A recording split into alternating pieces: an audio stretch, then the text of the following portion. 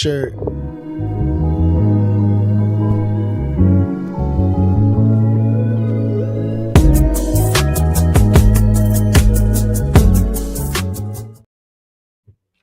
Yo, happy Thursday, everybody. Happy Thursday.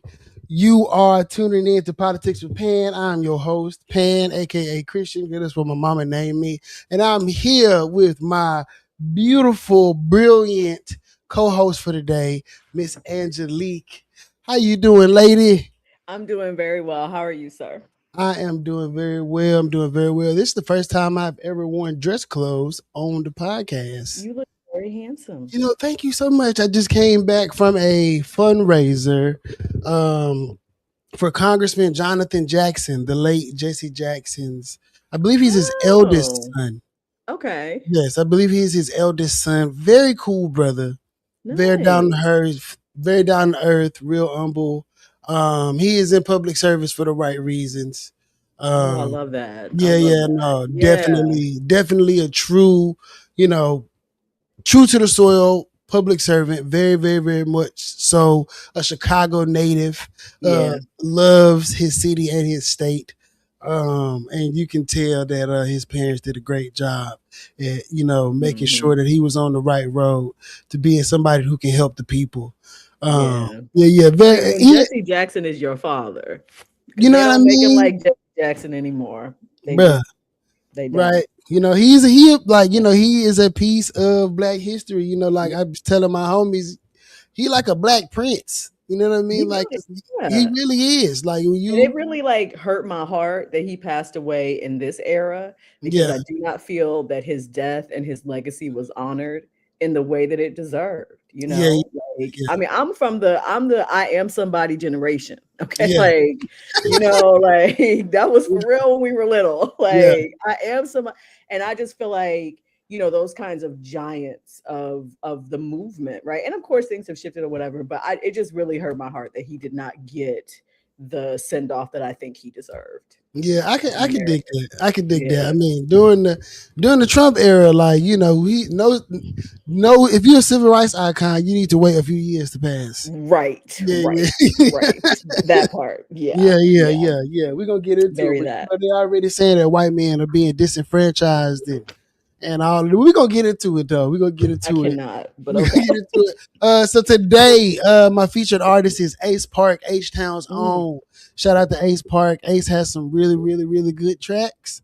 I enjoy his music. I appreciate him sending in the tracks that he did send in today. And while we're talking about him, let me just go ahead and get into one of them. This is H Park, H-Town 95. We're gonna get into this, and then we'll do a little chatting. It's Ace Park, H-Town 95. Let's get into it. Let's see what Angelique thinks. Hey.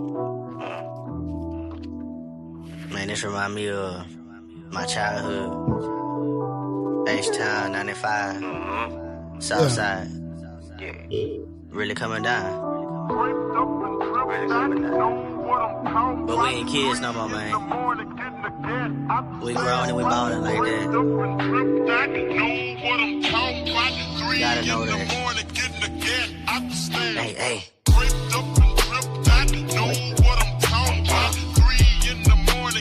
That's all right. It's very H-Town.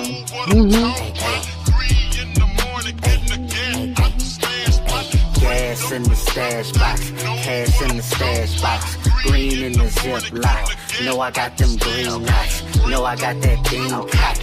Know I'm riding Southside. Know I'm riding candy ride. 10 toes, I buy mine. That Chevy frame, whole candy paint. It like the swing, I can't hold it straight. Tape a phase up, the braids. Boy, we doing shit to play away. Of course, I'm getting paid today. Ain't even having that debate today. I'm the flyest nigga in any circumference. You square niggas could not relate, nor do the math. I fell out with friends, I fell out with family. What I'm saying is, y'all really know the half. Multiply my grind, subtract the haters. Now I'm sitting here, adding up the cash. Trying to balance our orders, a husband. I gotta go hard for sure. Be a better dad. That's 3 parts to the other half. This flow gon' take me Uber for all your shit, more like a yellow cab. Niggas say they have emotion, but really just going nowhere fast. And me, I'm just having that last laugh. Me, I'm just having me a blast. If I gave you something, it was all I got, because giving my all was all I ever had.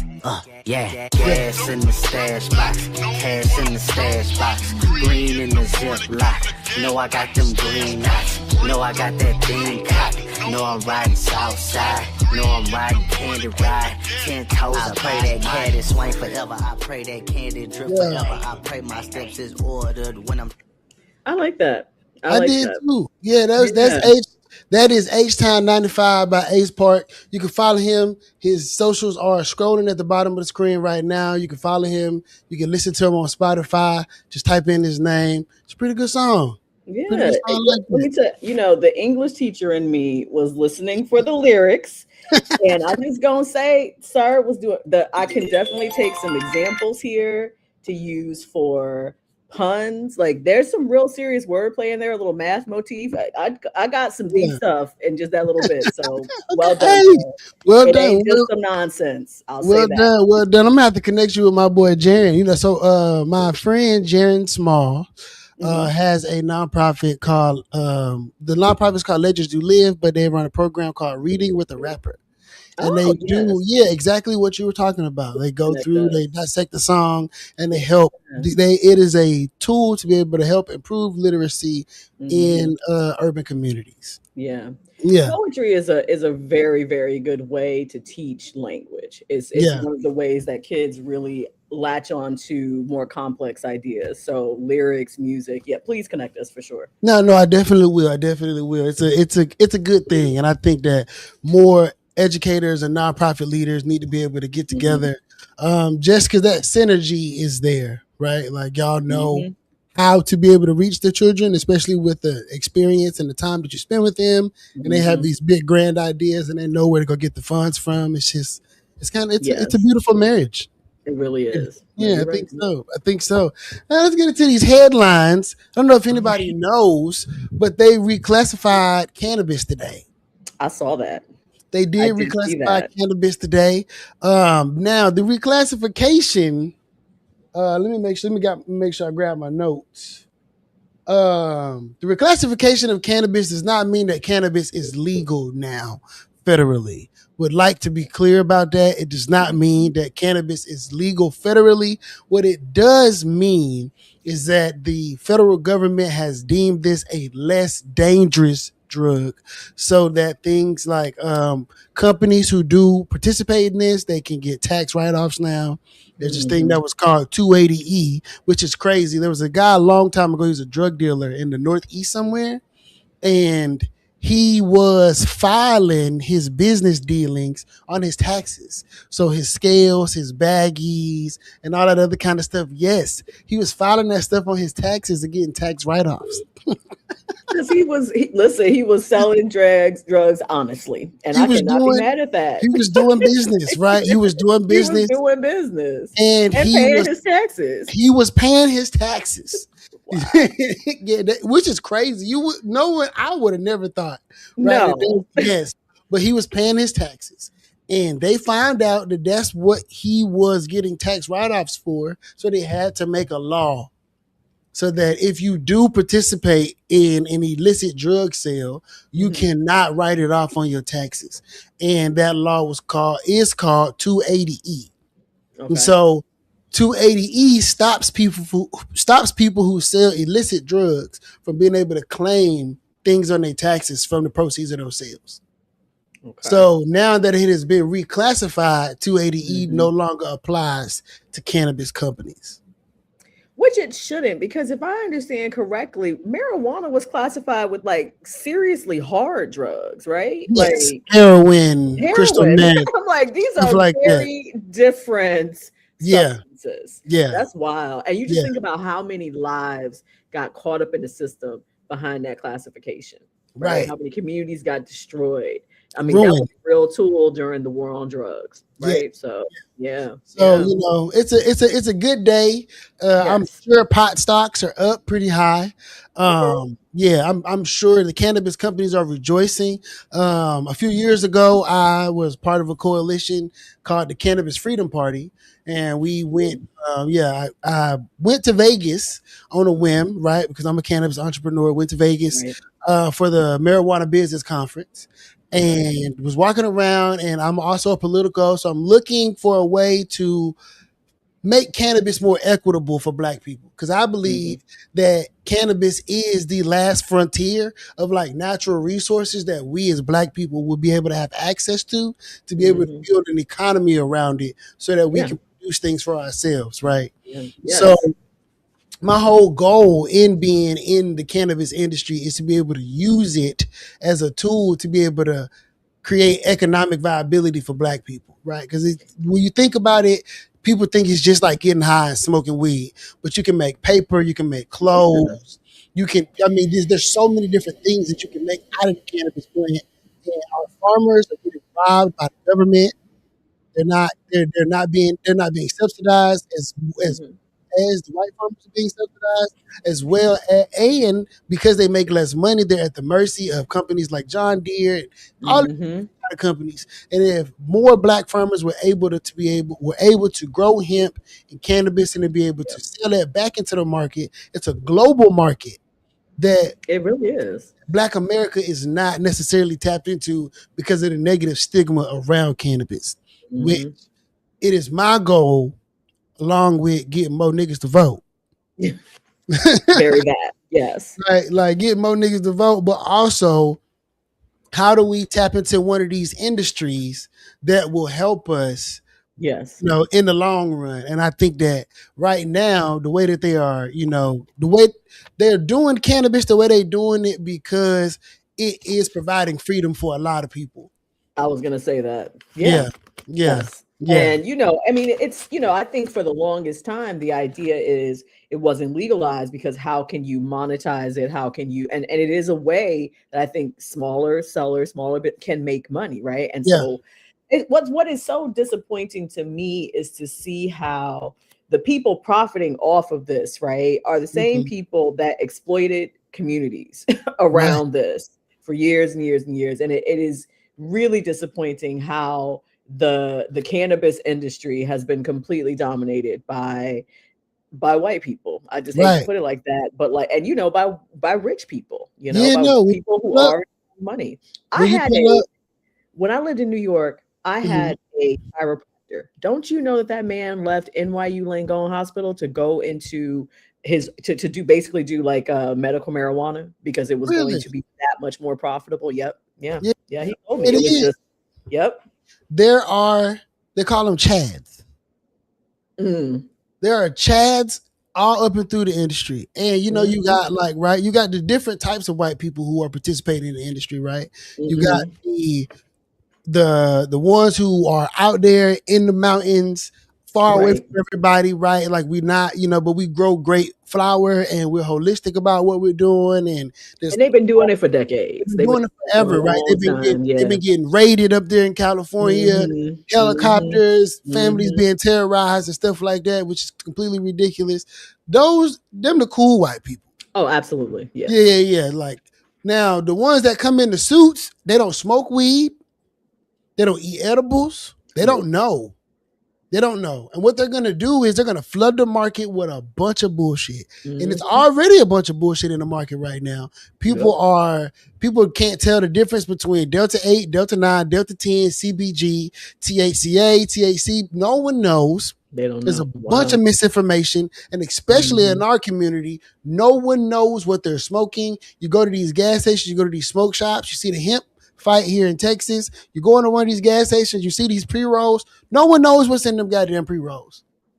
No one knows. Also, like, what is exactly legal here in Texas? Because that's when I be seeing this, I'm like, is this? I know that medical is legal, if I'm not mistaken. Here. Medical to an extent. Okay. And didn't they recently like roll that back a little bit in the state?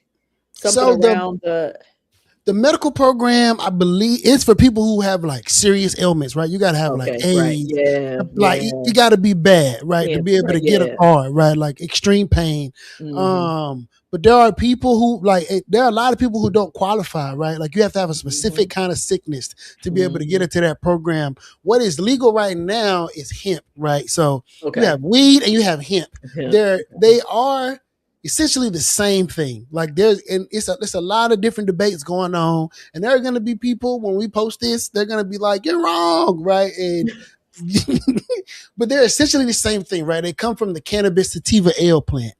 Okay. So hemp is the formal way of saying like the fiber, more or less, right? Like because the whole point of like the hemp industry was supposed to be non-smokable. Right.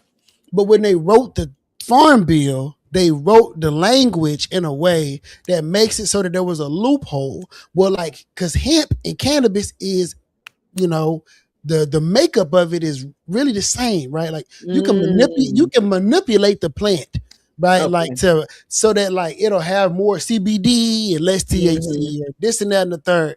But it's weed, it's weed, it's weed. It's not anything else. Right. Like, It's the same. it's weed, right? Like Right. so. But what happened here is that loophole because Texas follows the federal government. So the federal government said y'all can smoke hemp. It was a similar fight happened in Florida. And when I was with the Cannabis Freedom Party, I had a little bit of a conundrum because I'm more of a purist, right? Like I'm a businessman, but I want people to be able to smoke flower, eat edibles, do whatever it is they need to do for themselves because I feel like these are choices that we're making for ourselves, for our physical and our mental health. And this is our choice as Americans. So yes, it is a recreational thing, but it is, for me, it is more in my mindset, it is freedom of healthcare. It is how we choose to be able to heal ourselves and take care of ourselves for whatever reason. And they will allow us to drink alcohol, which their sales are down, right? Because people tired of getting cancer and having all these ailments. Hard on your body. Yeah, it's so hard. You drink real hard one day, you're down for 3 days. It's terrible. Pretty much, yeah, it's terrible. Yeah, you'll be a little high the next day at work, but like nobody will know. But just you, right? Just you and the Lord. Just you will know. I'm sorry, that's funny. just you and the Lord. Only you and the Lord gonna know, and that's fine, right? So because they had that loophole, the people who read laws were like, hey, we can sell weed here. I was gonna say that's a real. If you can smoke hemp, and it's pretty much the same as cannabis, it follows that, right? Yeah, we can smoke weed here. So Texas got flooded with weed from all over the country, right? Because you got to think about it. Sense. When I moved back down, so I was living in New York, and I moved back down here, and I was like, wait, when did this happen? It was shops and everything. So the state got flooded with weed from everywhere because when the boom started to happen, a lot of the processors overproduced. So there was so much extra weed. Like people got weed from 3 harvests ago that they still ain't sold because in order for your weed to be able to get into the market in legal states, there's a lot of stuff that you got to do. Okay. But the hemp loophole made it so that like those people don't have to deal with the state and the taxes and stuff. And you can sell hemp nationwide. So if I'm a small grower, right? I got a couple acres on my backyard. That's easy. Like depending on what kind of flower you got, if it's auto flower or whatever the case may be, it's gonna bud up really quick. 3 to 4 months. You can sell 100+ pounds 3-4 times a year. You straight. So we gonna ship this shit to Florida. we gonna send that shit to Florida. Yeah, like that's like, come on, yeah. Make your money, basically. Right? We gotta get this money, right? You go to Oregon, you go to California, you go to Colorado, you buy a $10 gram. You got to pay processing fees. You got to pay state tax. You got to pay federal tax. You paying $20 for a gram like it's goddamn 2009.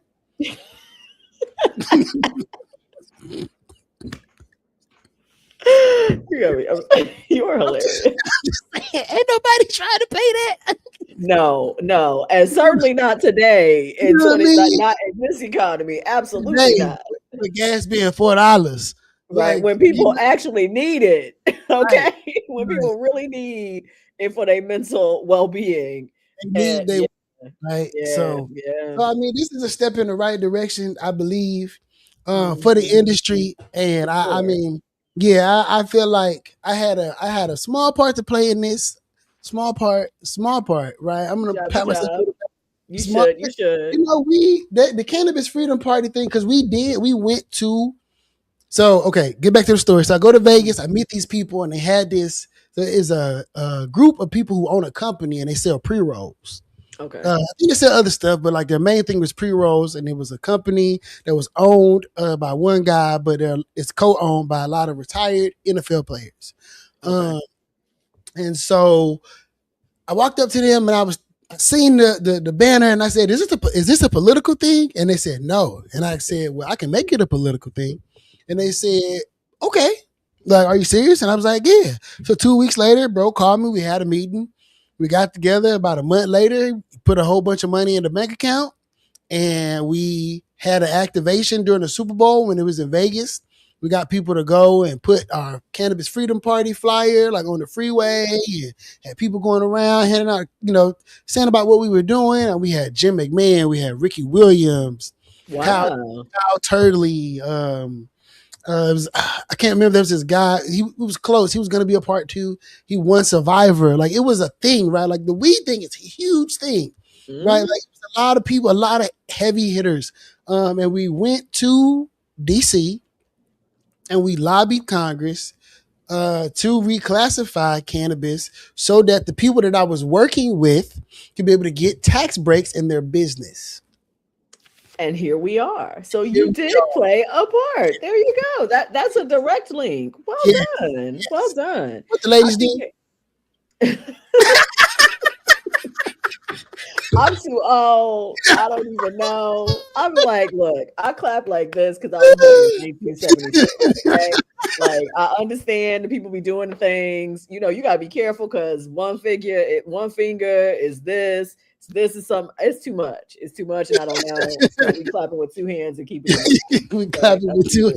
hands. That's what we doing. I listen. I'm a contrarian by nature, so I can dig it. I can dig. yeah.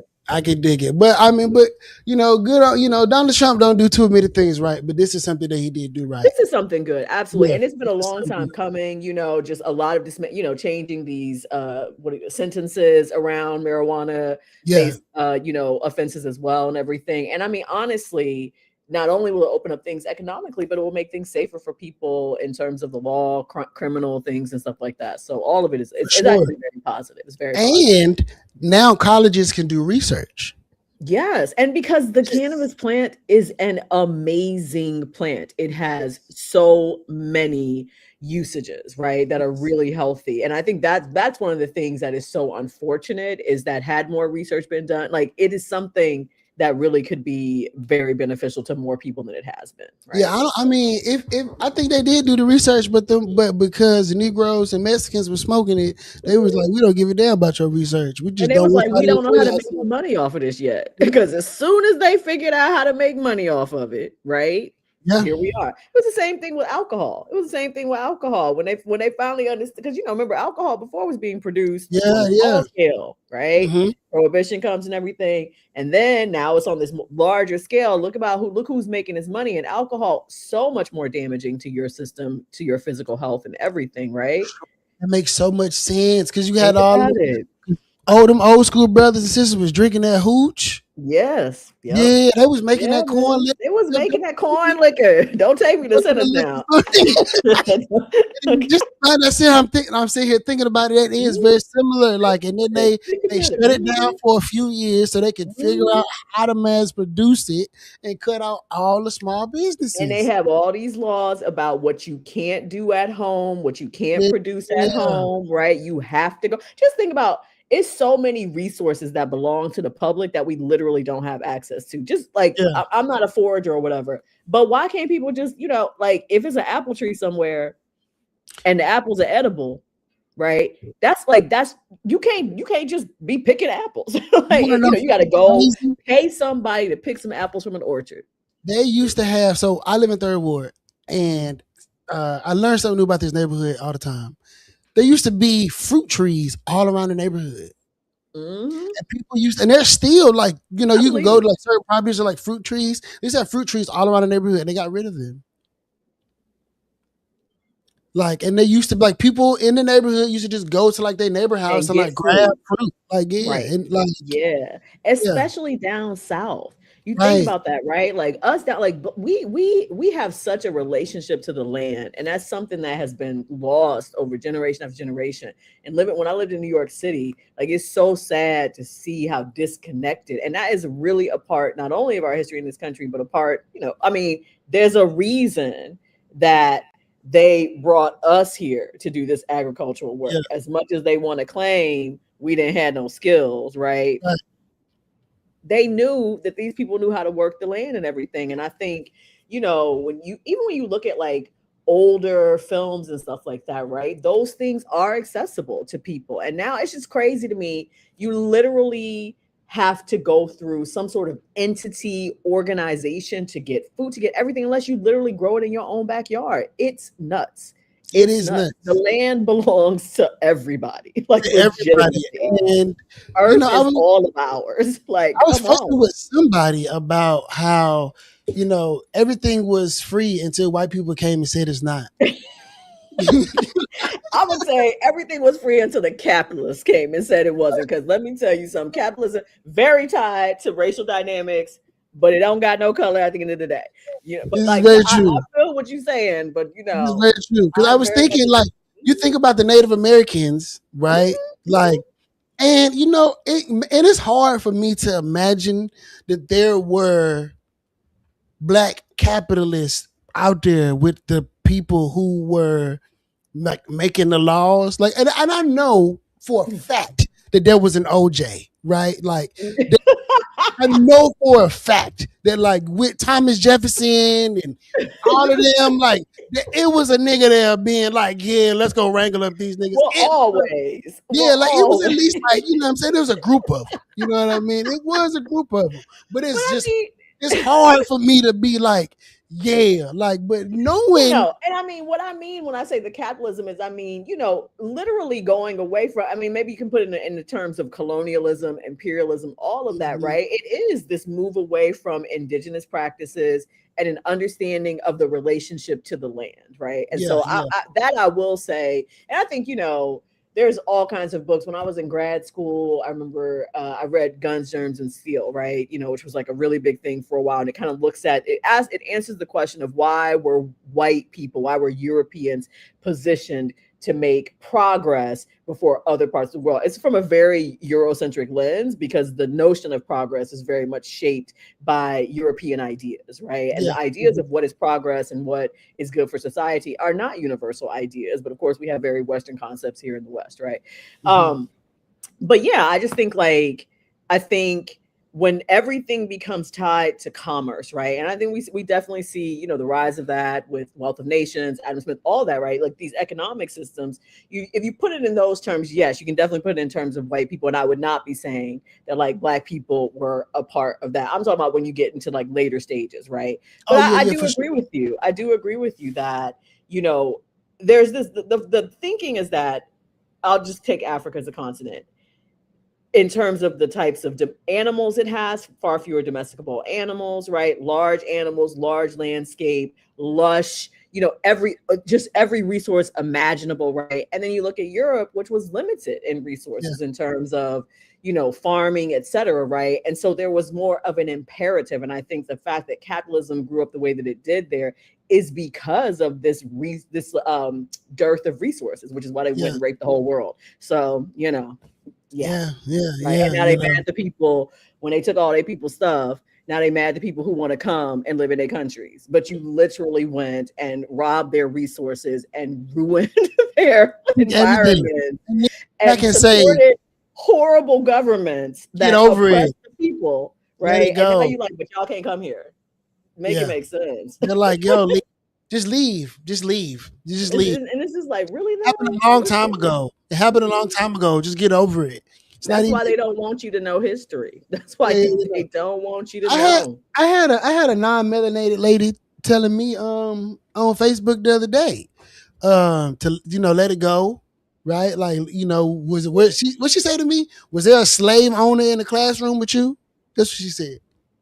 And I said, well, no, there wasn't. He wasn't, right? Like there was no slave owner. But in this conversation, the attitude of said slave owner is present, right? Like, Very that, you know what I yes. mean? Because what we're talking about is, right now in Texas at the State Board of Education, they are trying to whitewash history. 100%. Right. And this is the conversation. They're trying to whitewash history. Mhm. And I made a comment under the future state representative Stacey Childs, putting that into the ether. Uh, Mhm. Runoff coming up soon, right? Little plug. I'm gonna have my assistant clip this. But she's on the State Board of Education, and she was having an hour-long debate with one of her white colleagues. I saw clips of that. I Right. saw clips of that. And I made a comment underneath the post saying that I wouldn't expect anything less from your non-melanated colleagues. I would assume that they would take the stance of trying to preserve history in a way that makes their ancestors look like noble human beings Mhm. when they were sick and depraved and very greedy.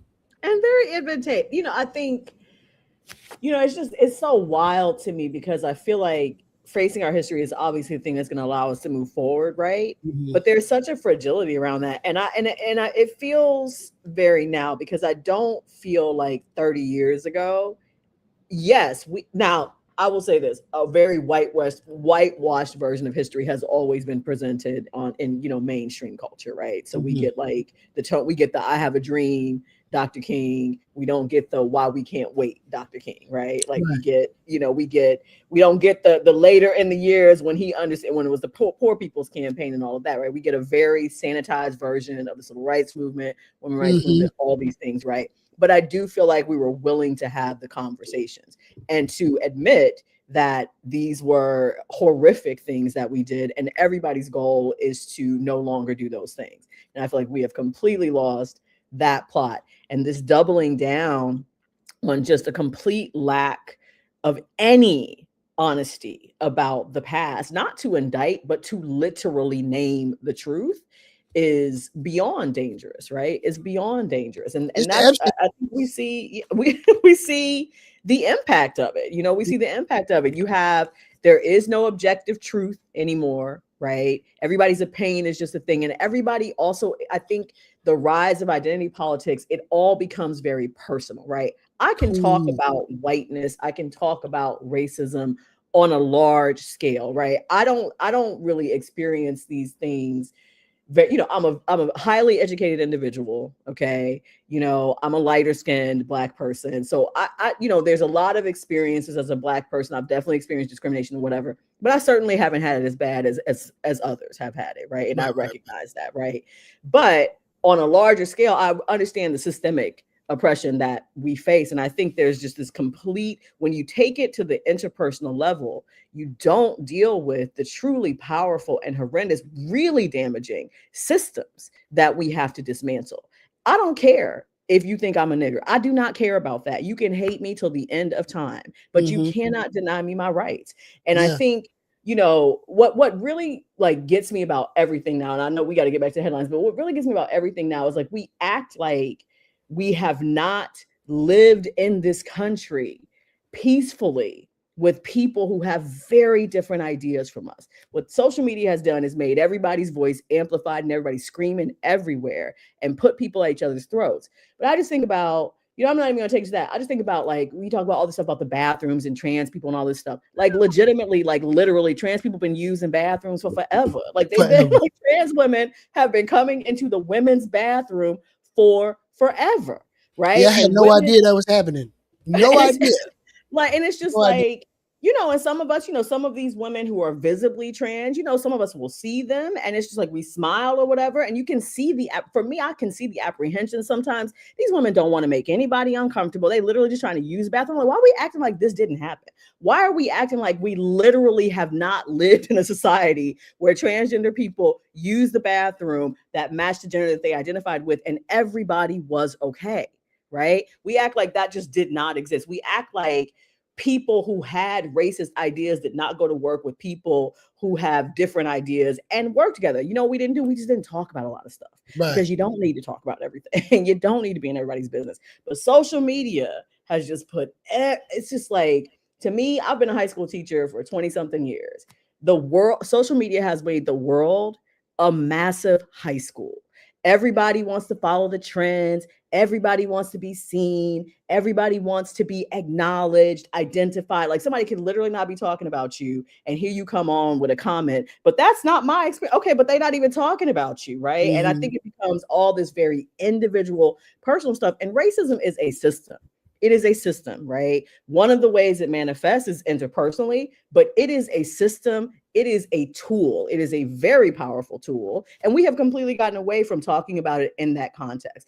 And I say that across the board. We people, left, right, in between, right? People have gotten so caught up on the minutia and the individual experiences and individual racism and individual offense. And it's like, we have a whole system to dismantle, and everybody's not going to feel comfortable all the time. And everybody's not going to get what they want all the time, because that's also a democracy. Like, that is democracy. Be happy. Right. And I think, some people have really confused themselves about that. You're not going to get everything. Right. The world is not here to make you comfortable or to validate your identity. That's a very harsh thing to say, and people are not ready to hear that. But the world is not required to validate you individually. Right. White men not trying to hear what you're saying right now. They're not trying to hear that. Listen, there's a lot of Black people that's not trying to hear what I'm saying right now. Trying to hear that. And that's for real, because it's about, it's not about forcing people to do things. It's about learning to live in a way to where maybe we don't all get what we want. I think there are many people who would be willing to back off of some hardcore positions if people would just calm down a little bit, take it away from the interpersonal and really look at the larger picture of life. I can agree with that. Because racism hurts us all. It's not just something that is a detriment to Black people. Racism has given white people an entire identity crisis. Yeah. You see Ron DeSantis, right? We're talking about the headlines. Ron DeSantis just banned cities from funding DEI initiatives. Yes. He said that white men are being disfavored. I wonder why. Could it possibly be because of things that you have done? When people respond to you negatively, maybe evaluate what are the things that white men have been responsible for. But the crazy part is the people who own the companies are white. Absolutely. That's the crazy part. That's the crazy part. Monopolize no more. That's what it is. So who are you who are you fighting against, right? Because the people who own the Fortune 500 companies and most of the business owners in America are white now, or they are foreign nationals.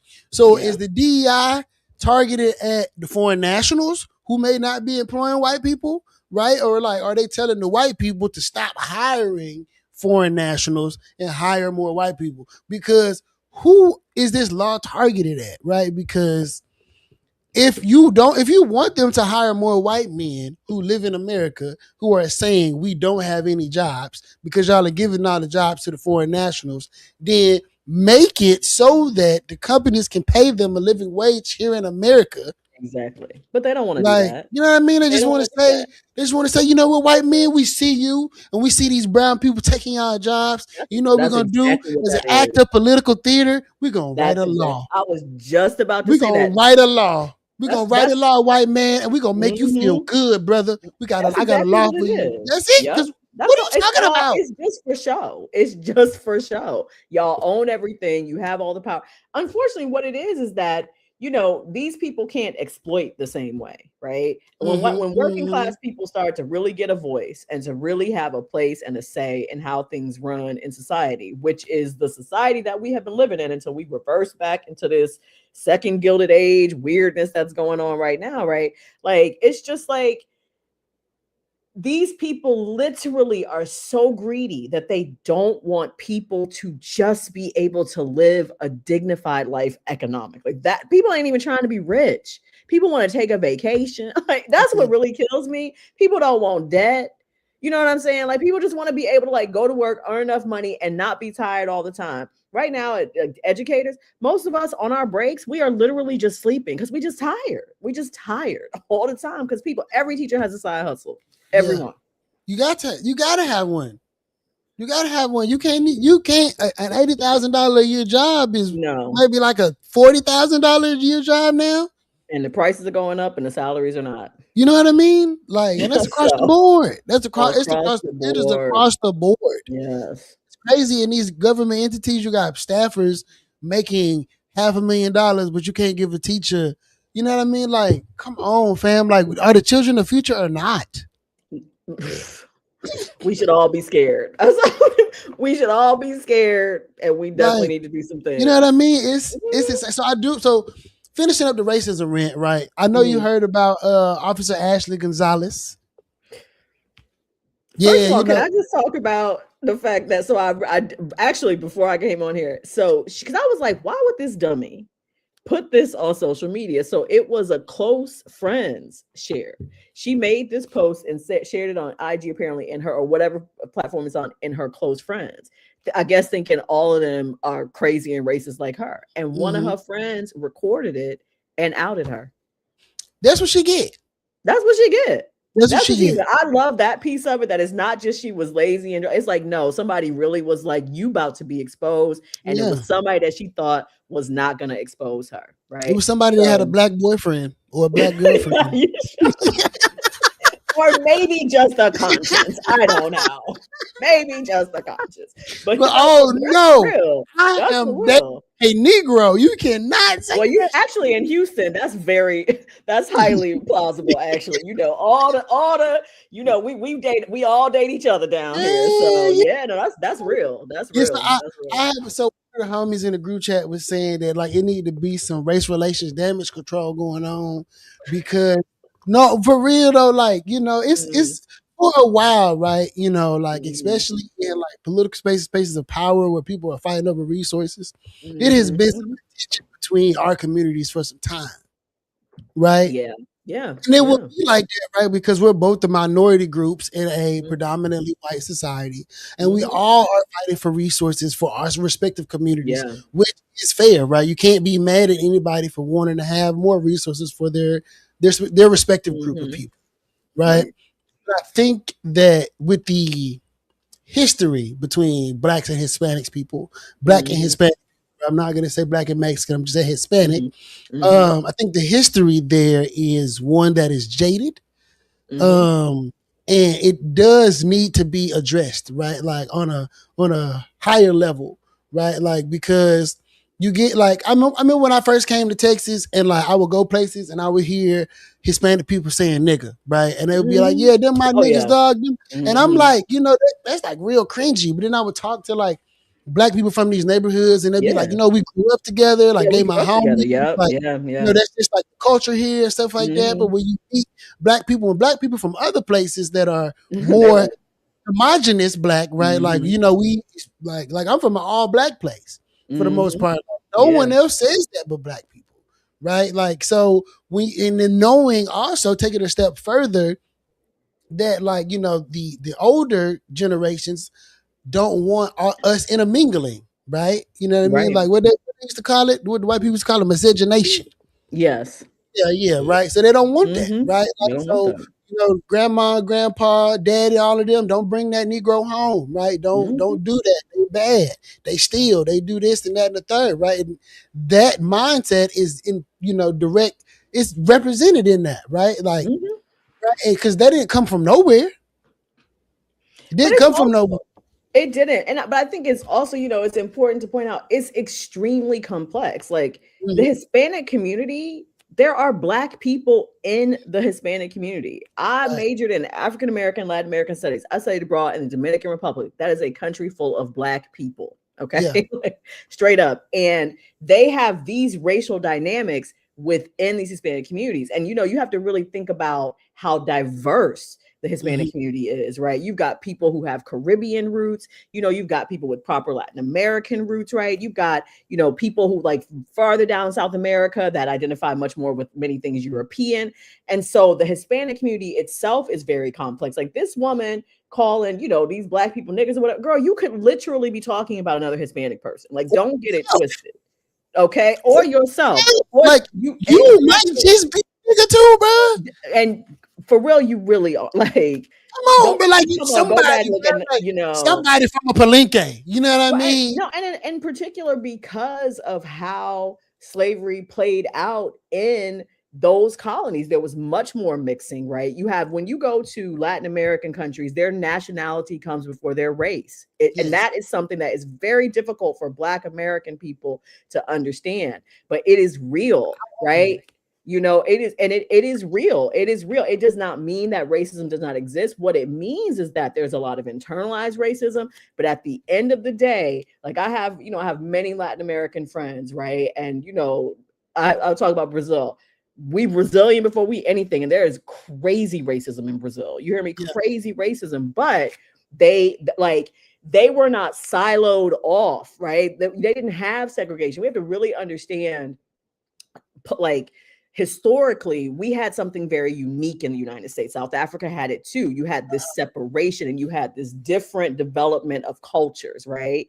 And so you have a lot of Black people like myself that is Black American before I'm American, right? That's I very much see that, right? And so, and that's a normal thing for us, right? And that's a lot of tension that we have a lot of times with, non-Black people as well, because they, you're supposed to put America before anything, but it's like, baby, do you know what America did to us? There's a reason why there's an African American flag, right? Whereas in these other countries, you had this more, day-to-day racism, but not this very entrenched, really like specific system of separation. You definitely had racist policies, you had whitening policies, you had all these things, but you had it happening collectively where people were sort of, even if they were uncomfortable with it, that was the trajectory for everybody. And it's really important for Black American people to understand that there is racism in these communities and that there is an affinity. A lot of Black Hispanic people come to this country, and that's the first time they really understand that they are Black, because people treat them just like a Black person, right? They don't care where you came from and what language you speak or whatever. But it's very important for Black American people to understand that the Black experience is not a universal experience. There are very different experiences of Blackness throughout the world. And the dynamics in the Hispanic community are very complex, complex, because you have a lot of racism and you have people. I've had, white Hispanic friends of mine or white Hispanic friends of mine, like look me in my face and tell me we don't have racism like that. And I'm like, can you talk to why don't you talk to a Black person from your country? And they are shocked when they hear, like, it's completely racist. I have a lot of Black Colombian students now, and they feel much more affinity to Black American students than to other Hispanic students because they are Black. And they feel that, right? For sure. And they appreciate sort of like the Black power, like the Black love movement that we've had here, right? And because Blackness is not loved in these spaces. And unfortunately, many Hispanic communities, it is not revered. You try to do better by marrying somebody lighter, lightening the babies, all that. It's very deep. It's very deep. Yeah, it is. I mean, and I would like to, before we go to the next. Yeah, I would like to say, Ashley, I hope you get fired, and I hope you never become a police officer ever again in life. You need to find you a nice job. Marine Corps. Did you catch that? She was in the Marine Corps too. My daddy was in the Navy, and they racist as hell in the army. They racist as hell, bro, in the military. Yeah. So I hope you get you a good job frying fish in somebody's kitchen.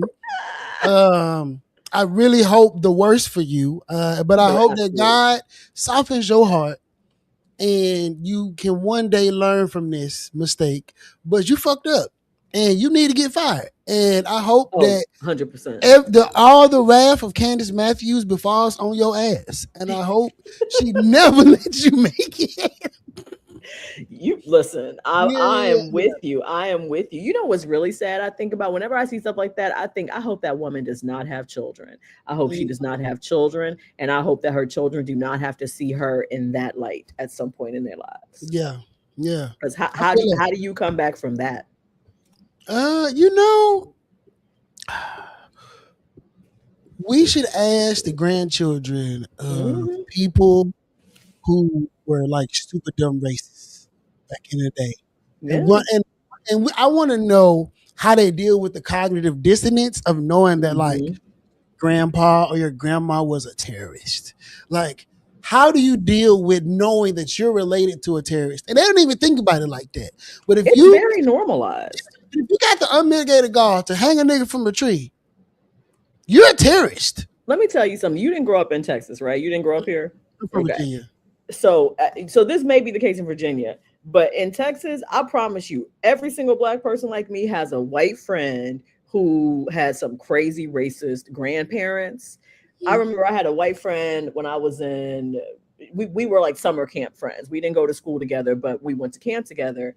And I think she was having a birthday celebration at her grandparents, like, they had something out in the country, farm or whatever, and I could not come. She went to invite me and another friend. There was two of us who were black who were friends with her. We were like a little trio of friends. And and on more than one occasion, I saw people having these situations where the kids were not racist at all, and they were appalled, right?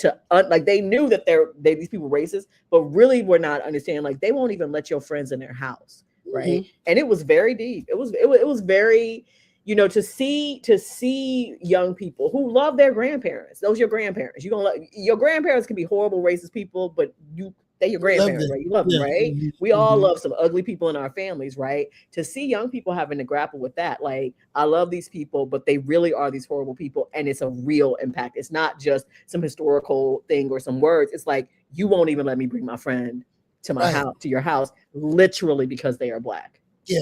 and No there's no other reason. discussion about that, right? Yeah. Yeah, man. It's Yeah. tough. I had a similar Mhm. situation too when I did I was live in gonna say, Texas. I think Yeah, yeah, yeah. I've had a similar situation. I mean, I feel like, if you black and you got white friends, you didn't been through that. yeah, Like, yeah, at yeah. least once. At least Unfortunately, once. yes, At yeah, least definitely once. growing up. At least Yeah, for once. And sure. it is sad. It is sad. Hmm. It is sad. So, man. Yeah, Ashley, I hope you get fired. Ooh, I hope they I fired can't because see she's any. still I getting can't paid. see any other outcome. Truly, I'm like, there's only one way this should go. Oh no, this administration over the Yeah, city is I know. one that is this for the books, right? Right. So I mean, they just what's the Hmm. word? Reversed. They just Hmm. reversed the DEI. What not the DEI. What was it? The The, ICE the ICE. So ICE they hold basically was like, we policy. not gonna cooperate with ICE like we have been, and then Greg Abbott Right, was like, we gonna take all your money. right. And John Whitmire is a politician through and through. He Hmm. not like, he through and through, right? So he is and before I get into this, kudos to all the council members who stood 10 toes down and Yes, voted their conscience and voted the yes. way that reflects the will of the people. The will of the Um, people. That part. that Yeah. is important. That is important. Hmm. But the mayor, he's a professional politician.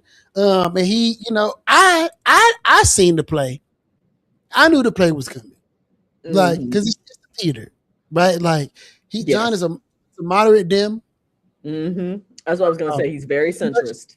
much so from that era of the good old boys club. Hmm. Yep. So it doesn't matter that he's not a Republican. It's Hmm. the fact remains that he's an older white man, and a lot of whiteness supersedes political party, right? Absolutely, So especially down here. like so they, even though they stand on different sides of the aisles, still buddies, stuff like that, they know each Hmm. other. So and he knows that man sitting in the office that has all the power. He know how he Yeah. get down. Hmm. He Hmm. knew he was gonna do this. Yep. Like so, I mean, Councilman Pollard, went through it of him kind of flip flopping and flip flopping. But our president does that, right? Like he'll say, "Yeah, we're Hmm. gonna do X, and then we'll do Y, and then we're gonna, Yep. we're gonna change it, but it's gonna be good. Don't worry. You should just trust me." And I mean, and that's what it was. I didn't expect him to I didn't expect him to make a decision that was going to reflect the will of the people. I was gonna expect him to make the best political decision, which he did. Mhm. And and people are tired of the politics. Uh, but with the state of the city right now, and with FIFA coming, we're gonna be Mhm. underwater anyway. Exactly. I We're don't gonna think be he under, had much of a choice. I mean, obviously, it's a disappointment. It's a disappointment, but based on exactly what you said, the way the situation as it stood, right, Mhm. where we are right now in this city with this particular administration, I was surprised when at first when they were like, I'm like, that's not going to happen. How like that's actually not going to happen. These are the people that hijacked education money for 2 years around these vouchers. Like that, we know exactly how they work. They Yeah, will yeah, use that money to manipulate local, municipalities. That's what they do. They have been doing this the entire time they have been in power. It's very disappointing, yeah. you Nah, know. very much so. Yeah. I mean, But I mean, I just politicians have to be politicians, they have right? to be politicians. They have to be. They got to be politicians, and you. This is why getting in your communities, Mm-hmm. finding Yep. resources, and learning who these people Mm-hmm. are, really knowing who they are, what they're about is important. Yep. And we just politics is dry. It's dry as hell. It's dry, it's boring, it's old. Don't Mm-hmm. nobody want to do that shit for real. And I love it. I love politics. Like I'm a junkie for it. But that's just the nerd in me though. But Mm-hmm. to get Mm-hmm. the everyday person, right? Like to just be you a motherfucker be mad that his trash won't get picked up, but can't figure out who to call for real, or can't figure out like they not answering the phone. Who can I go pull up on? Right? Like, but there are no resources specifically in our community that are like centralized Mm-hmm. where you can feel it, right? Where I don't got to send an Yeah. email Yep. because people don't want Yep. to send an email. People don't want to send a text. They don't want to get on the phone. They want to come see you. But Mm-hmm. now everything is not personal anymore. You got to go through this gate and that gate and this gate and that gate to be able to Mhm. get to It's the all people. bureaucracy. Like, Yep. yes, it's terrible. Like, and when you are from a marginalized community, like all of those gates, I got to go to Yeah. work. I Who got got time for kids. that? Who Right? got time for I that? don't have time for Yeah. any of that. Right? And the politicians know that. And they know that Mhm. the game is rigged in their They favor. depend on that. They depend on it, and it's absolutely terrible. So I wish that politicians were people that the public actually wanted, and not just had to deal with. Deal with. But you know where it's happening. And I think this is where the Democratic Party needs to just get out their feelings and pay attention, because the person who is doing this is Zoran Mamdani. And what he is doing that is very powerful is he is Amazing. teaching citizens how to participate in their government. He's amazing. There's so it's like to He's amazing, literally he is educating people while he is providing them services. And and that to he's me, getting shit done. getting it done, He's because you getting can it do so much done. directly in city government. That's the thing, right? You can do so much if you don't get caught up in all these contracts and bids and whatnot. And if you literally just right use the resources that are the people and stop trying to make your friends rich, you can do a lot. And that's what he's been able to do. He's been able to do things immediately by using long-standing policies. He is turning government on his Yeah. head. I mean, These these politicians are in for it, bro. Because people who are paying attention, if yeah. you are an aspiring politician, you Mhm. need to be paying attention because Yep. people are at a tipping point now, right? Like, and we're gonna go. I'll go back to we can go back to Hitler and the Holocaust, right? The Mhm. Holocaust happened because the people were tired. Yeah. They elected that regime in because they were tired. So people go to extremes Yeah. when they are tired. Look where we are right now with Donald Trump. It was a Tired. very parallel situation, right? You have economic uncertainty, right? And you need a scapegoat. I mean, it is really like striking how parallel, that Germany at that time Mhm. was to what the United States was Right economically, now. politically before, Trump, Yeah, the whole Trump MAGA thing came yeah. into play, but I think like I was reading actually that many Democrats who, kind of spurned Lena Khan, which was one of the first people that he appointed. She used to be on the FCC, I think, in the Biden administration. She's a real consumer advocate, and she is definitely the brain behind many of these moves that Zoran is making, along with other people who are similarly qualified like she is. And it's really about, I talk with my best friend about this a lot, how Obama had all the momentum. He had all the same things that Mamdani has. And where it fell apart was, it was exciting during the election, but people didn't know how to stay engaged, and they didn't create mechanisms for people to stay engaged once the governance began. And that is what is brilliant that Mamdani has done. The people are engaged. He gave them people government they can feel. I've been saying this for years. Yes. I got up in front of a group of candidates and donors one day, and I was like, y'all have to stop acting. Like, have to get in front of these people and give them something they can feel, that they can see, that they can taste. I don't give a damn if you go and you go in a park and you grill some hot dogs and you give away pencils and backpacks. Like, do something. Do something. Like, you have to have charisma. It's a cult of personality. That's true. Donald Trump is a cult of personality. Those people, like, how you said politics is boring and dry. People latched onto him because he was different. He's exciting. He's exciting. Same thing with Obama. He was exciting. Zoran, exciting. AOC, exciting. Right? Like Jasmine Crockett, exciting. Exciting. Right? Exciting. Like, it is. It's new, but even Mr. Tallarico, he gets people in their feelings. Right? It's a different kind. It's not. It's not that same kind of style, but it's very much people feel that man. Yeah, he gets the people going. I mean, and it's, I think that people like that are gonna be the winners in this new age. And the people who are sticking to that old way of governance, if you cannot give people government that they can feel, they are going to shy away from you. And if you can't create exciting social experiences where people can get from behind their phones and they can make friends with other people and stuff like that, because people are extremely lonely. You got to pay attention to the social dynamics of the country. If you can create situations like that, the thing that I appreciate about, it's Mamdani, right? I'm saying it right? Mamdani. He, like, when the snow came, he put money in the pockets of the people. Of the other people. $35 an hour to shovel snow. I'm outside. Which if I'm going outside, mind you, I lived in New York for 11 years over a stretch of time. If I'm going outside in that cold weather, in that snow, the bare minimum is $35 an hour, quite frankly. Right on. And you like for real.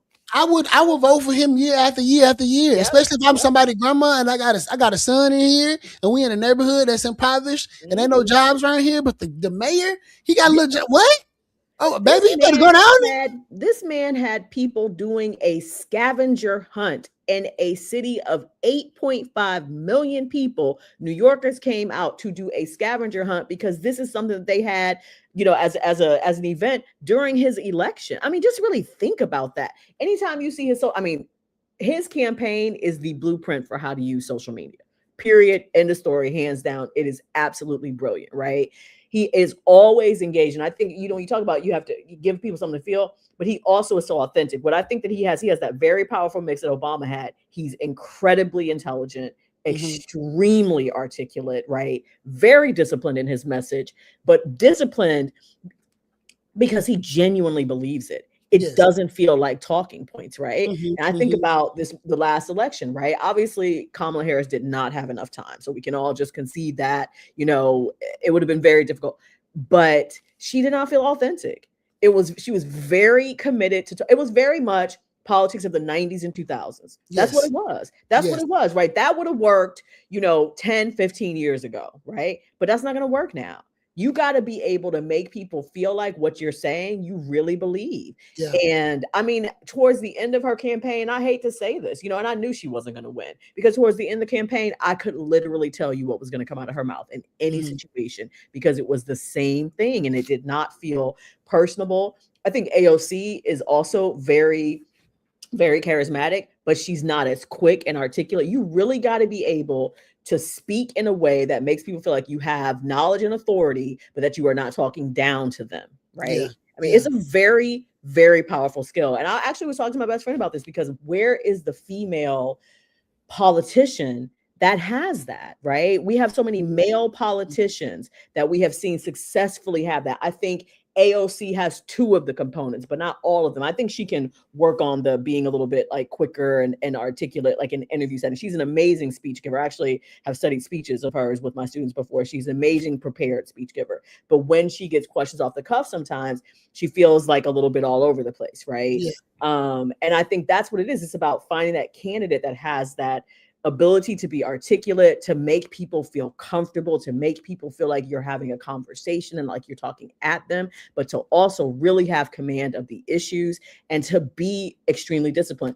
Look at how often they try to get Zoran off of his talking points. He is so disciplined. This man went on Fox News and charmed whatever blonde lady was interviewing him at that time. Yeah. You know, like really think about that, right? Yeah. Donald Trump loves, like, you know, but also I will say that's very New York. That's very New York to just be like, I hate you, but we got to figure some stuff out together. Like that's New York politics. So I was not really surprised by that. I will say I was not surprised that there was cordiality there, because that's just how I think it works in New York. So. Yeah, no, he's doing a great job. He even got the governor, like he even got the governor like taking plays out of his playbook. Yeah, that's the blueprint. That is the blueprint. She was against him at first, like she wasn't trying to endorse him or nothing. And like now, she is. And that was the point I was making. Now these politicians are calling Lena Khan, trying to get advice from her, when before they didn't want anything to do with her, right? Mm-hmm. Because all they care about is winning. So, and I think you said something earlier, which is like, you know, it's about really genuinely. You're talking about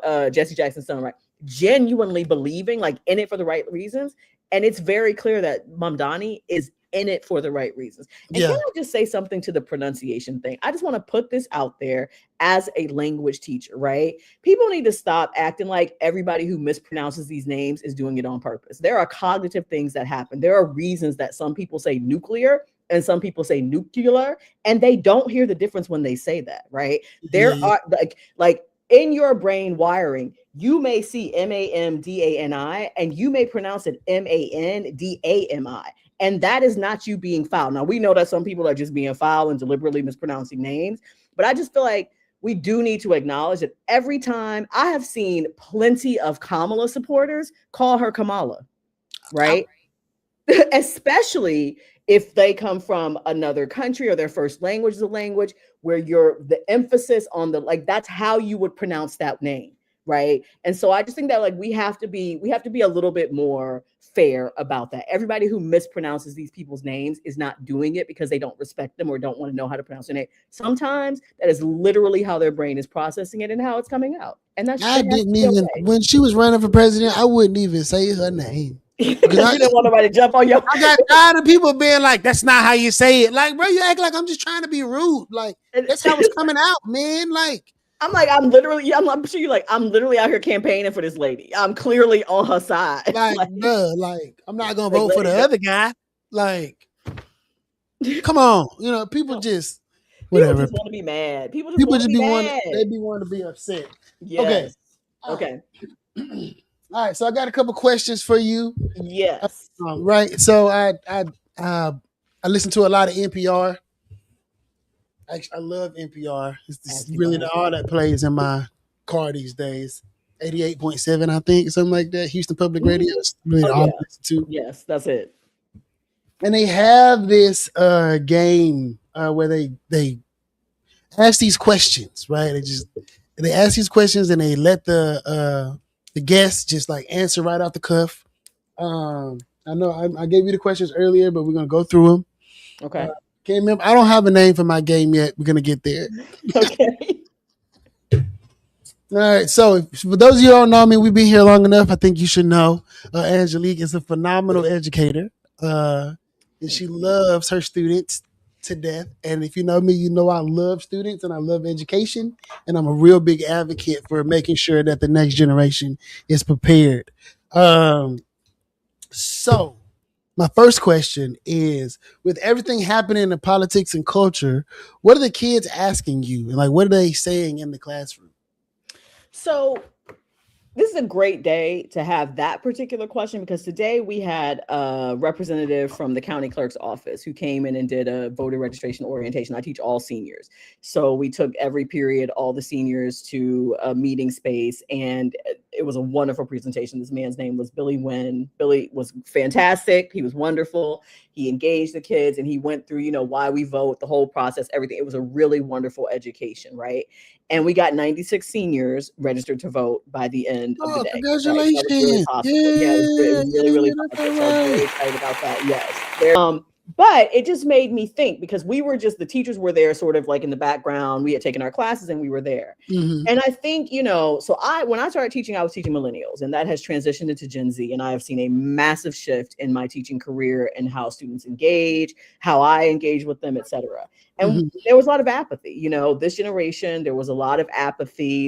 And I think in particular, I work in A-Leaf, it's very working class, some poor people, it's an economically challenged community, a lot of immigrants, right? It is, my population overwhelmingly is not college bound. Their kids will probably be college bound, right? This is the generation that is working to establish their families economically, right? We have a lot of kids whose parents were not born in the country, even if they were. And so it's generations kind of move themselves forward, et cetera. And what I've noticed is that apathy is shifting a bit to curiosity, right? Mm-hmm. The kids understand what's going on. So last year, when the election was happening, I gave extra credit. PBS does a background on Kamala Harris. They always cover the presidential and vice presidential candidates. They do like a whole biography thing where they alternate like segments between their childhoods and different important points in their lives or whatever. So for that, and then also for the debates, I would give extra credit. So we would talk about some of this stuff, right? And I will say at that time, there were many kids who were much more willing to entertain Trump, to think he was funny, humorous, right? It was all kind of like funs and games, nothing very serious. And when I came back this year, right, our community is very impacted by us, right? Like significantly. We have a massive immigrant population in A-Leaf. And I have kids whose parents had to stop working, whose parents' status changed, kids whose status changed, right? And so it became very real and very serious. And there's definitely a cloud over the year. And to me, it's so interesting because when I think about last year's group engaging with, the election time period and into the early days of the Trump presidency, and then coming in the fall and on the heels of all this ICE stuff, and in the midst of all this ICE stuff, I will say the most powerful thing this year was when the kids did a walkout, right? Now, that is something that I never would have expected, right? Mm-hmm. Never. Kids came and asked about it. What I was so proud of them, they talked to their parents about it. Their parents supported them. So I feel like what's happening now, they understand something is wrong and they want to be involved. They don't know how, but they want to play a role. The conversations that I had the day after the walkout were some of the most like emotional conversations I've had in my career. What those kids felt, right? You know that feeling when you go to a protest, right? And you're with all these other people. And maybe that first time you do that and you all are fighting for the same thing, it's something you really believe in, and that rush and that sense of solidarity that you get. Several kids came back and expressed that, right? Mm-hmm. And it was a pivotal moment for them. It's this moment where I can have a voice, I can do something, I can say something. But like many people right now, they just feel powerless. And young people are more powerless than anybody, truly. Yeah, right? truly. So, but I do think I think this is the moment to tap in to these young people in high schools where they're putting all these turning points in. This is the moment for political groups to come in to schools, not Young Democrat, Working Families Party, right? Leaders We Deserve. Mm-hmm. Come in and make cells and get these kids involved, because I promise you they will show up. There was an opportunity for the kids to do some work on election day. Many kids were interested in that. I had so many questions today. And I definitely if Miss Jewel, me, the teacher, there's going to be a sermon at some point in the week. Miss Jewel is going to drop some knowledge. She's going to tell you some things. So I went up there and I really talked to them. Kids come in, why vote don't matter, it's not important. And so I talked to them about that. Talked to them about the redistricting that happened here. Talked to them about how the weight of the Black and Hispanic vote went away. I'm like, if voting doesn't matter, why are they taking your vote away from you? Like, really think about that. and the engagement that I had. Those kids were really listening. And so I think what we're seeing, it's a moment. This is a moment of opportunity. This is a moment to really tap into these young people's desire to have a say in their lives. We have to understand this generation has a passive experience of so much. They have been observers of so many things, but they have also observed and seen so many more things than we did at their age without the maturity or the guidance to really understand it. This is the time for adults to really step up for these kids, to truly step up, because I tell you, that is why the right has been so successful, because they have had a very coordinated plan through something like turning points to really hit these kids. They're getting them young. That's why you saw that young vote go that way, because they are hungry to be involved. You know, this is the pandemic generation. Many of these kids for 2 or 3 years didn't have that, that interaction in person. Right. There's a whole developmental thing that many of us take for granted that these kids did not get. We have to provide them the opportunity. So that is what I was saying, because I really thought about that question. That apathy is turning to curiosity, and it is a moment that we need to seize and be very deliberate about it, because these kids, they were so excited to register. It was really, it's like, teenagers come in at first like, oh, whatever. But then once everything going, and that's why I say this presenter was so good, he really gave them sort of like, feel like, okay, this is okay. We can all kind of do this. And they, they had questions. They were, so many of them don't know their social security numbers, but they went through the process of going to get it because they wanted to get their registration in, because they want to vote. They want to vote, Yeah, that's beautiful. So, and honestly, I have been so jaded and like demoralized. It is very nice to feel a little bit of hope in that way. Yeah, that's beautiful. That's beautiful. Okay. So, second question.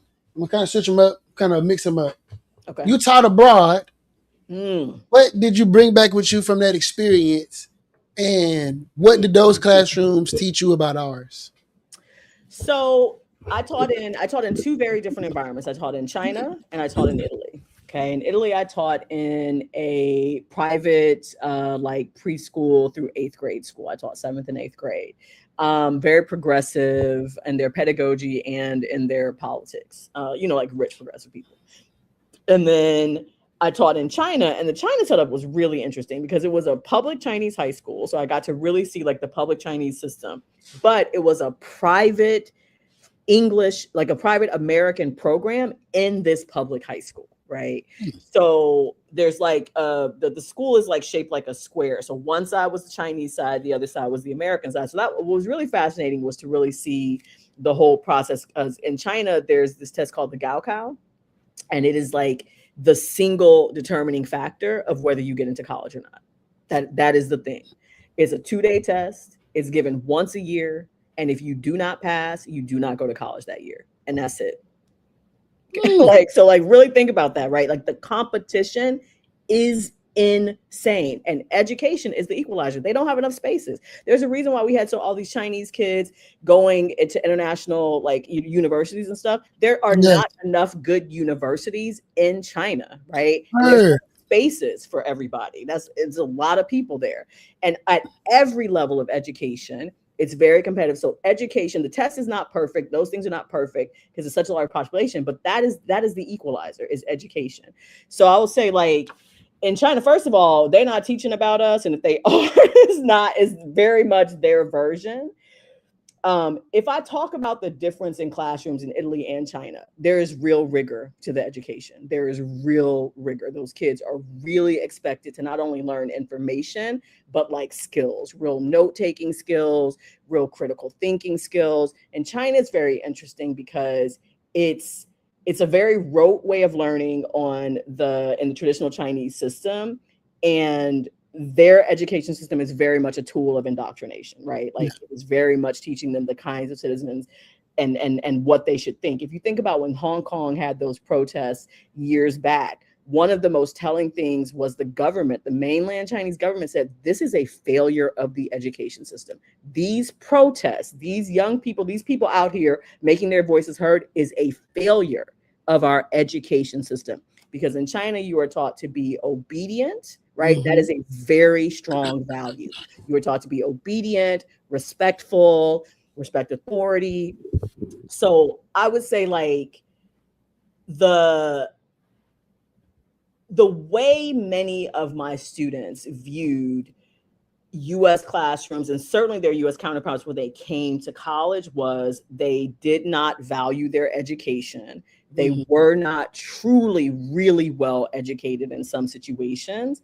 And they just kind of saw like a lack of the value. And there was not a real connection between like your education and like your future life. Whereas in China, I think like it's heaven to be a teacher there. It is heaven to be an educator, to be an educator in China.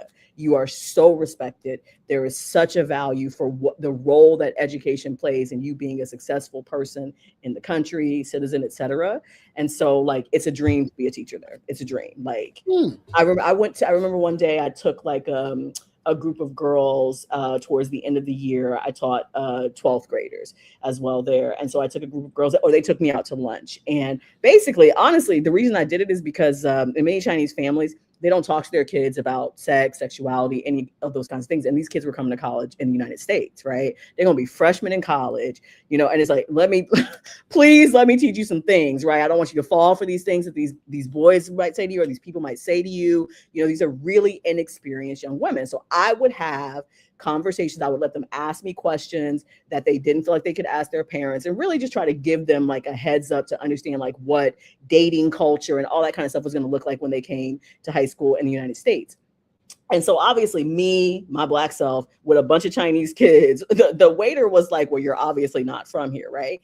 And so he asked them who I was, and they said, this is our teacher. So at the end of our meal, this man comes with like this like wrapped flower gift thing, bows to me and thanks me for coming to the country to educate their students, right? And I mean, when I tell you anytime I needed anything, those parents would make themselves available to me. One day I was going to take like a GRE test somewhere, and one of my parents saw me walking. That lady took me on the other side of town, drove me to go take my test, would not let me take the subway. And she spoke like 5 words of English. Okay. She didn't even really speak English, but we made it work. Yeah. So, you know, I like, there's a real understanding that education is important to being a citizen.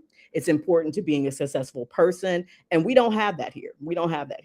In Italy, I taught in a private school, right? And so in Italy, I was at a time where it was very transitional.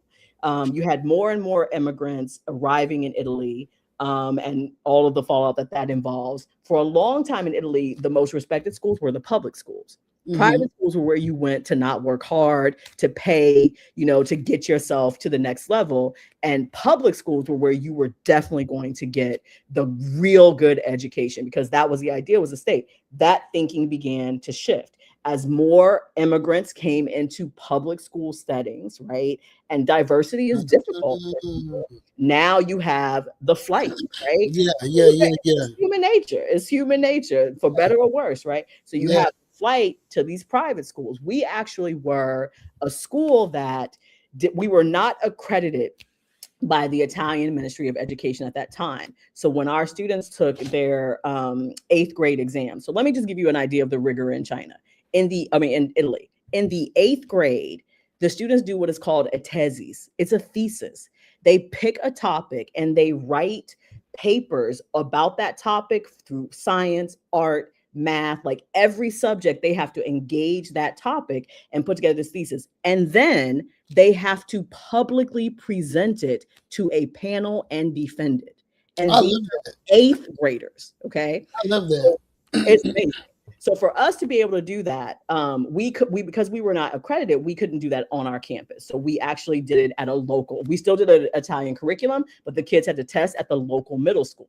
So we had a relationship with the middle school. I would go over there and do some English lessons with the kids. And so we would go. These are public hearings, like these are public presentations. So anybody off the street can come in. So we would go and support our kids and be in the audience while they were presenting everything. And it was like mind blowing. Can you imagine in 8th grade? Just a regular 8th grade student here writing a paper about a topic from multiple like viewpoints and then orally defending it. I cannot. Okay, so Here, he's a savant. He or she is a savant. thank you. Yes, The other yes. thing that is very important to understand about education in other countries, it is nationally regulated and it is nationally funded. So the funding is equitable. The funding Yeah. is equitable. When you go to China, you can go from one city to the other. The schools look exactly the same. I actually saw a movie a few years, and I was like, that literally could have been the school that I worked at. Like so many, it's standardized. It's standardized. You Hmm. know, the architecture, the layout of the schools, the concept around the uniforms and everything, it's standardized. And that when you have everybody getting the very literally the same access, right? Not based on property taxes, not based on where you live, right? Yeah. It makes a huge difference. It makes a huge difference. The Mm. schooling there was not around zoning. You tested actually the apartment that I lived in. I got that apartment because in China, they normally live very close to the schools because they have like evening hours. Those kids go to home, eat dinner, and then come back and study from like 7 to 10 p.m. at school, right? So a lot of the kids live like right across the street from the school. So it was a huge Yeah. apartment complex. I literally lived across the street from school. My landlord, they moved to the other side of town because her daughter did not get into that high school. She got into a high school across town. And so they moved.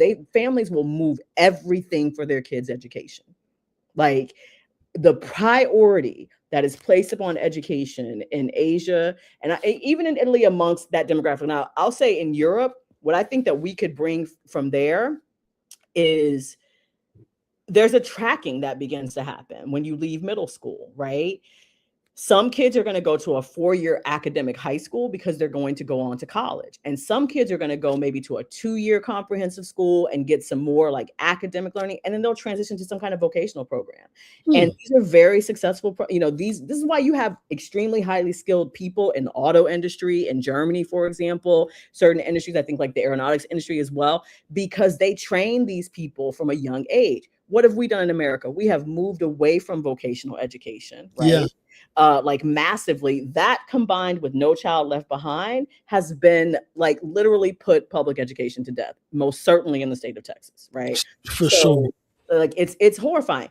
I am very proud to work in A-Leaf, and one of the reasons I love working there is because we have a very developed and comprehensive vocational program. And that is where our kids are thriving. Those kids are getting skills that they can immediately use in the workforce, right? And they can go out. I have so many students who ask me, just today, I had 3 students ask me if they could leave early because they needed to go to work, Yeah. right? They can get off, some kids, depending on if they work through their credits right, they can get off 6th and 7th period.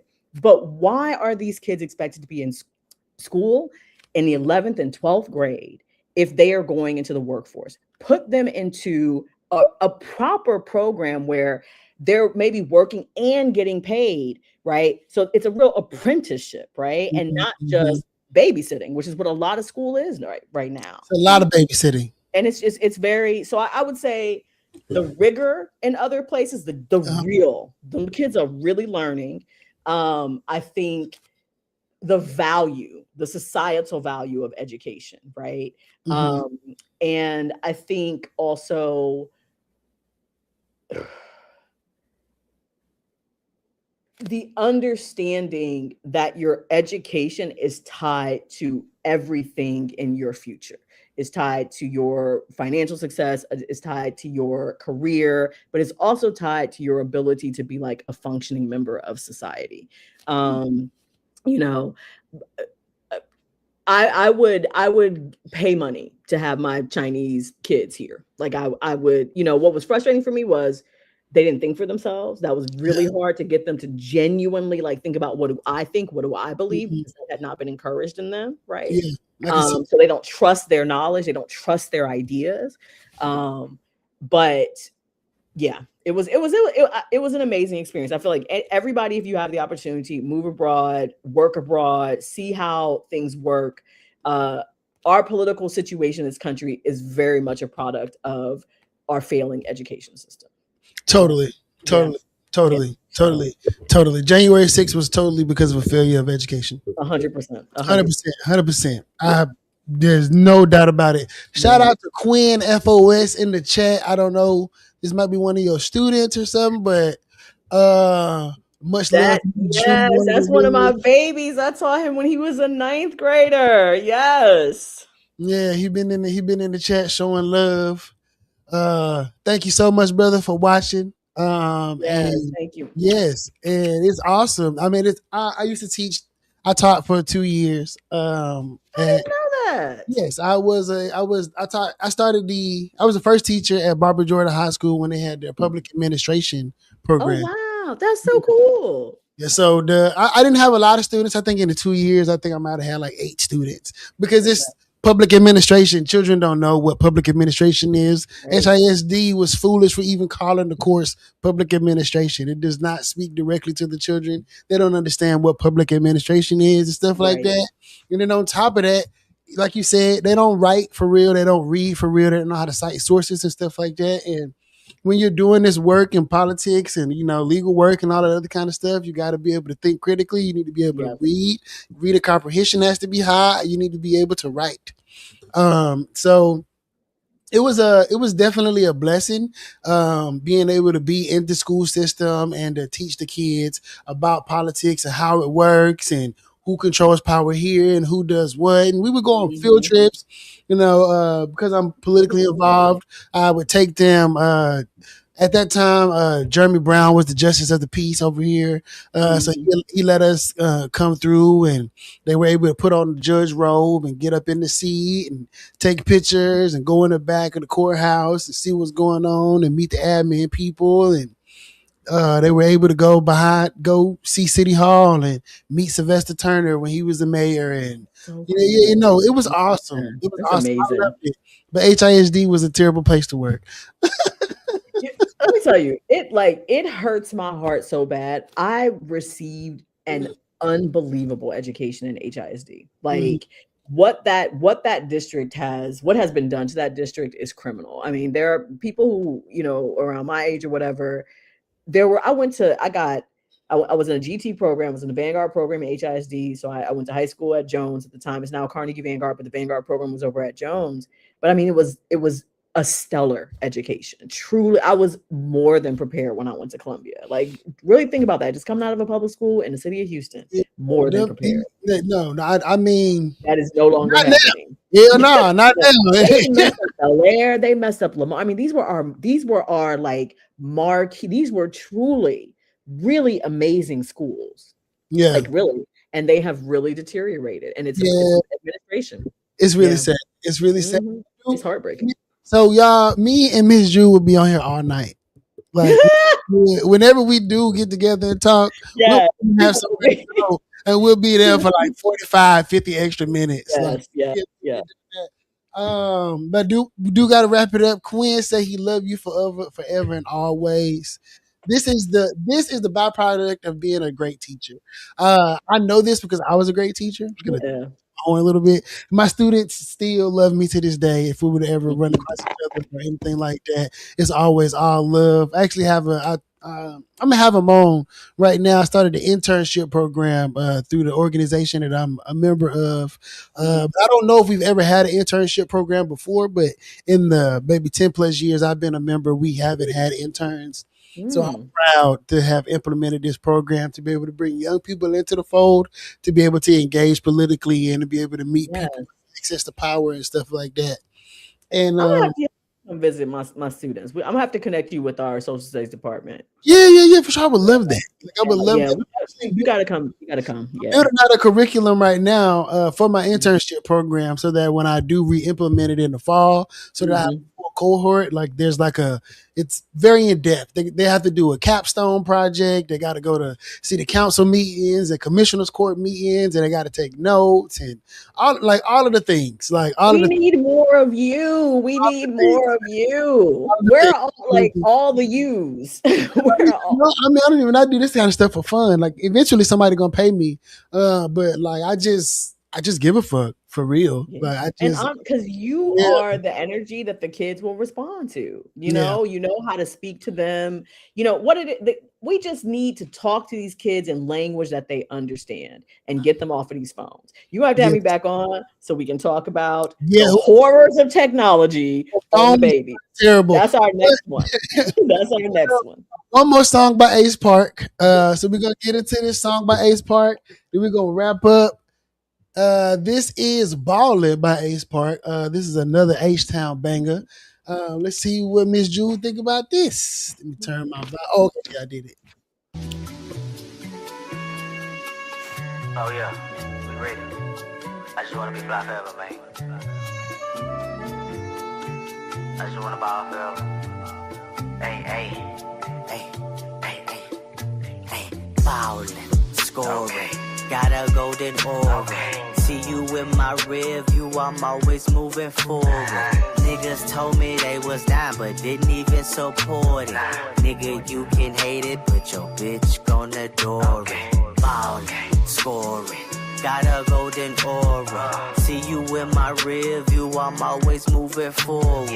Niggas told me they was down, but didn't even support it. Nigga, you can hate it, but the world gon' adore it. Nigga, I'm out here living my life, I'm cash or reality chicks. Why doubt myself so much when deep down I know I'm really the best? I get stuck in my grind, I'm losing my mind, it almost make me depressed. But I work so hard and I go so hard, these muscles deserve a flex. Gotta find my way through this maze, I ain't got no time to play.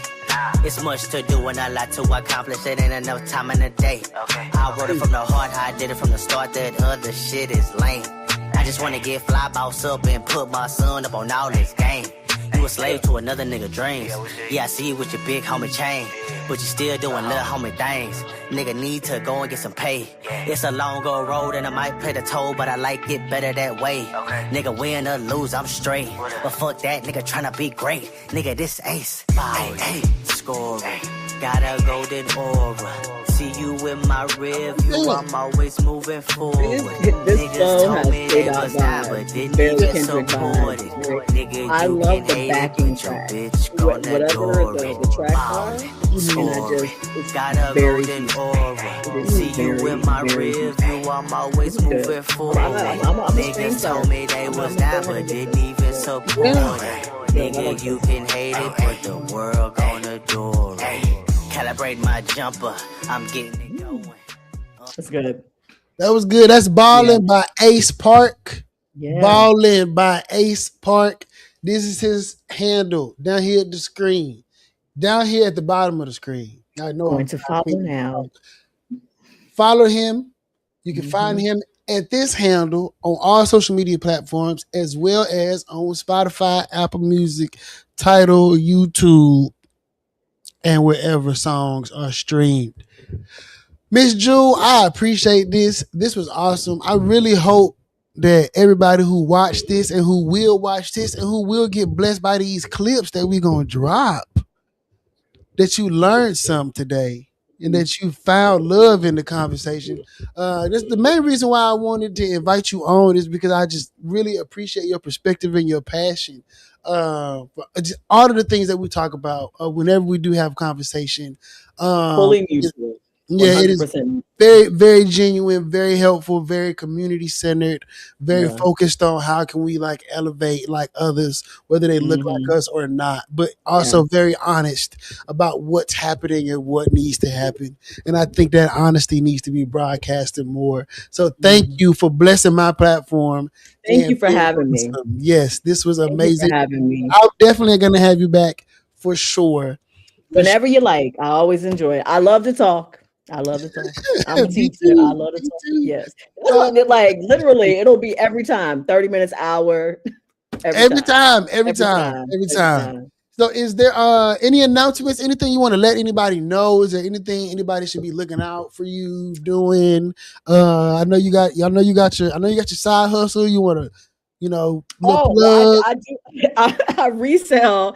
I resell special edition books on Mercari and on Pango Books. I do that because we got to bring a little extra cash in. What I want to say is vote in these elections. We have a runoff in Harris County. We have runoffs in Harris County on May 26th. It is very important. Today I saw a graphic and it really blew my mind. It gave me some hope. In the presentation, he showed the primary dating data from like four different, four cycles, right? The difference between 22 and 26, right? So it had the Democratic line, the Republican line, and the combined total. Right. I'll send this graphic to you.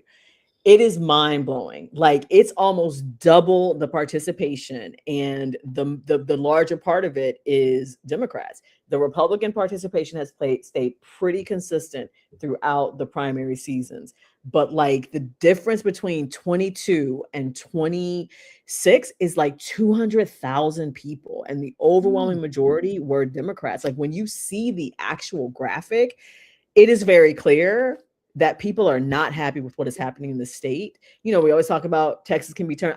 When I was young, this was a Democratic state. So like I grew up in Texas when Ann Richards was governor, right? It was just a very different time. But I think we have a real chance. So vote. Please go vote. That is my message from here to the end of time to everybody. Well, certainly in the state of Texas, we need to get these horrible people up out of here. Y'all heard her. Go out and vote. Vote. Primary runoffs is coming up. And after the primary runoffs come up, we got the general election in November. It's a big deal. No matter where you are, I know all over the country right now, there are primaries going on. Uncle Luke is actually running for Congress right now down in Miami. You lying? Yeah. What? Listen, I would vote for Luke. I would vote for Uncle Luke. I voted for Scarface when he ran for city council.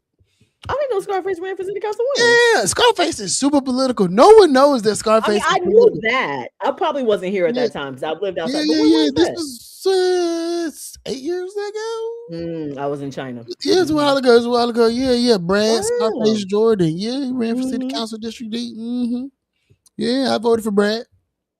I would vote for him too. Yeah, for sure. Yeah. Yeah, Listen, we got to do it up in the city. Houston is one of the places that's going to save this state. So it is. Everything runs through Houston. Everything runs through Houston. Well, y'all, I would like to wish y'all a happy weekend. Happy Friday Eve. Love, laughter, and learning. I hope those things entered your spirit, went through your ears, came out, and enriched your brain today. Thank y'all. Thank you very much. Thank you, Miss Jewel. I'm going to see you later. Everybody have a great night. Peace. Have a good night, y'all. Bye.